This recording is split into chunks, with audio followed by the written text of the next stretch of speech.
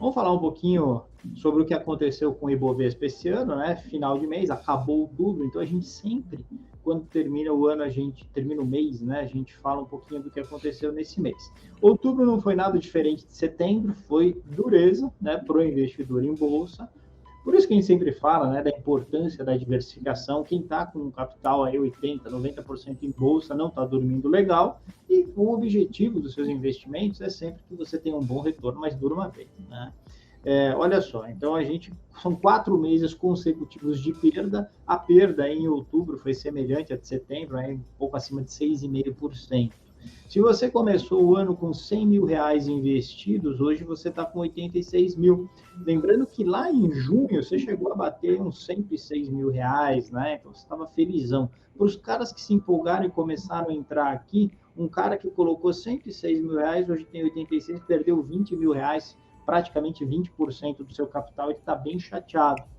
Então, isso não quer dizer que você deve ficar desiludido com bolsa. Isso quer dizer que você tem que montar um portfólio bem diversificado e aproveitar as boas oportunidades da bolsa. Só para você ter uma ideia, quando a gente olha o acumulado de 5 anos, quem tem investido mais nos fundos de commodities ou nos papéis Vale, CSN, Gerdau, Usiminas, mais focados nas commodities, né, Suzano, Klabin, assim por diante, ganhou mais de 25% ao ano, 28% ao ano em 5 anos. Pô, nós estamos falando aí em o cara duplicar o seu capital, né? Então, ter uma boa assessoria e comprar as carteiras corretas nos momentos corretos. O próprio índice Bovespa ainda tem dado aí um retorno superior, mais ou menos na casa de 11,5%, 12% ao ano nos últimos 5 anos, que vai buscar uns 70% nesse período. Então, não dá para chorar as pitancas se você é um investidor de longo prazo em bolsa. E bolsa é investimento para longo prazo, né? No curto prazo, você pode arrebentar de ganhar dinheiro, mas também você pode perder quase tudo que você tem. Então, é game no curto prazo. Não sei te dizer como é que vai estar o índice no final do ano, como é que vai estar no meio do ano que vem, no final do ano que vem. Morro de rir com os analistas de várias casas aí que falavam que a gente ia bater 150 mil pontos no final desse ano. Cadê os 150 mil pontos? Isso daí é para vender curso, isso daí é para vender em relatório de research, essas coisas, né? Fica esperto com esses caras, tá? Então, não dá para saber o que vai acontecer com a bolsa no meio do ano que vem, no final do ano que vem. Dá para saber que se você escolher boas ações, em 5 anos você vai ganhar um bom dinheiro. Legal? Só para ilustrar isso um pouco melhor, dá uma olhada nisso. Isso aqui, o cara que investiu 100 mil reais em janeiro de 2000, ele tem hoje, para você ter uma ideia, 1,8 milhão de reais. Então, esse foi o crescimento nominal da bolsa. Só que 1,8 milhão de reais não vale o que valia em 2000. Então, essa é uma comparação injusta, esse é o crescimento nominal. Na verdade, o correto é a gente tirar o valor da inflação e ver quanto que esse investidor ganhou de forma real.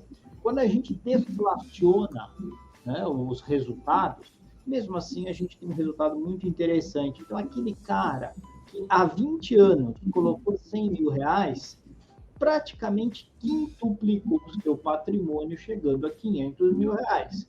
Por isso que a gente fala que bolsa é investimento de longo prazo. Aqui eu estou usando o 100, o Ibovespa tinha vários problemas de metodologia, então quando eu pego série de mais de 20, de mais de 10 anos, eu não gosto de usar, mais de 5 anos, eu não gosto de usar Ibovespa, eu sempre uso o IBX100, porque mostra melhor o desempenho da bolsa no longo prazo. E aí eu queria discutir com vocês um assunto que o pessoal tem falado bastante, né? Será que a bolsa está barata? Está ficando barato porque caiu bastante? A gente vê um fenômeno muito interessante, né? Isso aqui é o crescimento dos lucros aqui da bolsa, né, de um modo geral, e a gente vê um crescimento muito forte nesse segundo e terceiro trimestre, as empresas que já divulgaram o terceiro tri, os seus lucros do terceiro tri, então a gente vê uma evolução muito forte de lucro. Tá certo que na pandemia tinha caído aqui por conta da pandemia, mas a gente viu uma recuperação muito forte dos lucros, e eu acho que isso deve catapultar o PIB do segundo e do terceiro tri, tá? Eu acho que devem vir resultados muito bons, até baseado nos resultados fiscais que têm sido divulgados. Então, o lucro cresceu fortemente, você vê que o preço da bolsa recuou. Então, quando a gente olha essa relação preço-lucro, a gente vê que ela caiu fortemente. O preço-lucro da Bolsa está na casa de 7 hoje, na média, ou seja, está muito barato. Historicamente, a gente vê que é um dos pisos aqui, certo? E quando eu mostro isso em relação ao rendimento, olha que interessante. Quase sempre, quando a gente compra bolsa com índice, a linha laranja é esse eixo aqui. Quando a gente compra preço-lucro lá embaixo, ou seja, abaixo de 8, normalmente você aproveita uma alta forte da bolsa, tá vendo? Comprei aqui, me dei bem, porque eu peguei toda essa alta. O seu apontador aí não está aparecendo. Peraí, Pronto, agora foi. Preço-lucro baixinho. Comprei aqui, eu aproveitei toda essa alta. Comprei aqui, aproveitei essa alta. Comprei aqui, ainda aproveitei a alta. Se eu compro com preço-lucro alto, ou seja, com ela cara, geralmente eu me ferro. Tem uma exceção aqui, no governo Dilma, né? Eu comprei com preço-lucro baixo, eu me ferrei também, porque foi uma época muito difícil, né? Uma época de pedaladas fiscais, de muita incerteza, então você tinha um mercado desovando bolsa, investidor estrangeiro muito pouco interessado em Brasil.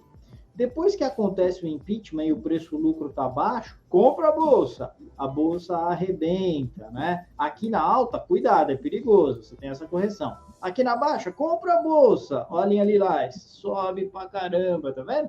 E assim vai. E agora a gente está num momento de preço-lucro histórico muito baixo. O que o mercado está precificando? Que os lucros estão excessivamente altos, ou seja, que esse pico de lucros aqui não veio para ficar, né? E com esse aperto monetário aí que o Martins falou, a gente deve ter uma economia menos forte, menos crescente, e, portanto, esse lucro deve diminuir. Eu acho que isso é verdade, mas eu acho que o mercado está exagerando, não acho que vai cair tanto assim, e, portanto, a minha visão é que você tem grandes oportunidades aí na Bolsa. Uma outra medida que a gente usa é comparar o valor da bolsa com esse índice, né, que é o preço das ações comparado com o patrimônio líquido delas. E o que a gente vê hoje, né, a gente vê que ainda não, esse não está tão baixo em relação à média histórica. Geralmente, quando a gente compra com esse preço-valor patrimonial muito baixo, ó, você ganha dinheiro e ganha dinheiro forte de um modo geral. A gente espera que isso caia bastante ainda, ou seja, ainda tem espaço para a bolsa andar mal, andar para baixo, principalmente no que antecede as eleições, no pré-eleição, e aí a gente acha que já dá para ir montando carteira em alguns papéis específicos que estão muito baratos. Por falar nisso, saiu o resultado. Esse é um indicador que eu, particularmente, eu acho bem legal ele, né? Porque ele quer dizer o seguinte, né? Se a pessoa não está entendendo, ele quer dizer o seguinte: se a empresa pegar e vender tudo que ela tem uma empresa, uma Petrobras, por exemplo, aí ela vende, ela não tem tantas plataformas, elas são contratadas, mas ela vende mesa de escritório, vende computador, vende o prédio, alguns que ela tem e tal. Se ela vender tudo que ela tem, quanto que isso está relacionado com o preço da ação, né? Então você vê que o preço, valor patrimonial, ele normalmente vai estar acima de 1, porque você enxerga que a empresa vale mais do que só o que ela tem de objetos, né, dos ativos dela. Então, é por isso que ele é negociado acima. Agora, quando ele chega a valores muito baixos, né, como foi ali, por exemplo, perto do impeachment ali em 2016, né, valor patrimonial 1, quer dizer que se as empresas pegassem, elas estavam sendo avaliadas, na verdade, o preço das ações estava sendo avaliado só por isso, só pela, né, não pela geração, pelo negócio, pelo business, nada. Ele estava descontado ao ponto de que a empresa só vale o que ela tem de computador, de mesa, de prédio, de galpão, caminhão, frota, não importa. E o business em si não estava colocado no preço. Então, Felipe, isso aí é muito fácil de eu fazer, então é só esperar chegar nesse ponto. Não, mas é um indicador muito interessante para você, se você entende o que tem por trás dele, né? Você entende por que a empresa normalmente é negociada acima, tem outras, né? Quando ela tem muito valor de capital humano, aí é negociada a múltiplos bem altos. Mas quando chega nos valores muito baixos, você fala, pô, não faz sentido uma empresa ser negociada, né? E aqui a gente está vendo da bolsa como um todo. Se você for separar, né, em empresas aí, você vai ver que tem umas que chegaram a ser negociadas nessas últimas quedas que você mostrou lá no início, abaixo desse valor de 1. Então eu queria dizer, se uma Vale da vida, não sei se foi uma das que bateu, mas se a Vale vendesse tudo que ela tem, ela conseguiria ter exatamente o valor do preço refletido, o valor patrimonial dela refletido no preço da ação. Então não faz sentido. E aí realmente abre uma boa janela de compra de novo, não como recomendação, não é para chegar só olhar isso e fazer uma compra, mas é um indicador que eu particularmente gosto bastante, né? Eu gosto muito de acompanhar esse, porque dá esse feeling muito bom, e a pessoa consegue entender, né, que a empresa ela é igual você dizer que a sua vida só vale o que você tem guardado de dinheiro. Não, pô, né? A gente tem nossos valores aqui como pessoa, o que eu faço, o que eu atuo e tudo mais, não só de trabalho, mas na vida pessoal. Então, por isso que você é negociado a um valor acima e a empresa também, né? Então não faz sentido ficar ali naquele valor tão baixo. Por isso que aproveitar uma janela dessa é importante. Na verdade, olha só, se eu vender todos os ativos da empresa e ela vale o mesmo do que o valor da empresa, você quer dizer que toda a capacidade intelectual de usar aqueles ativos em sinergia tem valor zero, né? E isso realmente, geralmente é bem descolado da realidade, ainda mais numa época em que as empresas de serviço, né, têm ganhado muito protagonismo na bolsa. E quando você pega empresas de serviço, normalmente elas são negociadas a 5, 6, 7, 8, 9, 10 vezes, né, o valor patrimonial, porque ela tem pouco patrimônio líquido registrado contabilmente, até porque quando você gera uma marca internamente, você não pode registrar na contabilidade e tal. Isso. Mas, enfim, é isso. Então, a gente acha ainda que tem espaço para cair mais, mas tem alguns papéis, eu vou falar de um aqui, bem interessante, que soltou o seu resultado, Energia do Brasil, né? Então, olha que interessante isso aqui, né? Você olha todo o desempenho de lucros da empresa nos últimos anos, isso aqui é anualizado, tá? Então, 2021 são os últimos 12 meses, então tá pegando o último TRI de 2020 e os 3 TRIs divulgados de 21. Pô, você vê que a empresa sistematicamente vem tendo uma crescente nos lucros, e essa crescente nos lucros, ela não tem sido acompanhada por uma crescente no preço. Como que a gente vê isso? Porque aqui ela era negociada a 7,8 vezes o seu lucro. Lucro foi aumentando, passou a ser negociada a 6 vezes e meia o seu lucro. Lucro foi aumentando, hoje ela é negociada a 5,8 vezes o seu lucro. Ou seja, lucro está crescendo, mas o preço não tem acompanhado essa crescente de lucros. Uma das razões é porque o mercado tem visto tanto o setor quanto a economia como um todo como mais arriscada e não acredita que esse 3,47 de 12 meses seja capaz de se manter ou se repetir aqui para frente, né?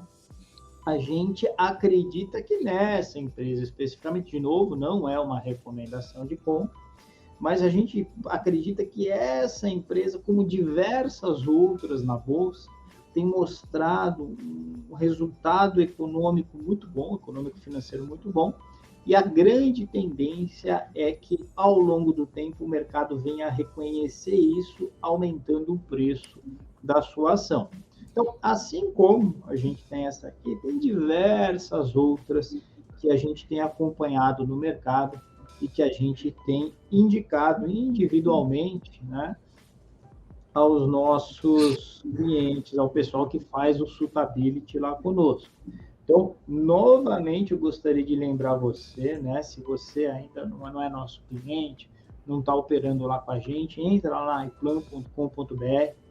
A gente monta carteiras administradas para cada dificuldade, para cada objetivo individualmente, para cada plano individualmente. E também a gente está agora começando a tocar o nosso fundo, que vai estar disponível, né, no finalzinho desse mês, um fundo de ações no qual a gente aproveita essas boas oportunidades e isso a gente consegue, mesmo em momentos não tão bons para a Bolsa, pegar papéis que estão muito subavaliados em relação à sua capacidade de gerar caixa.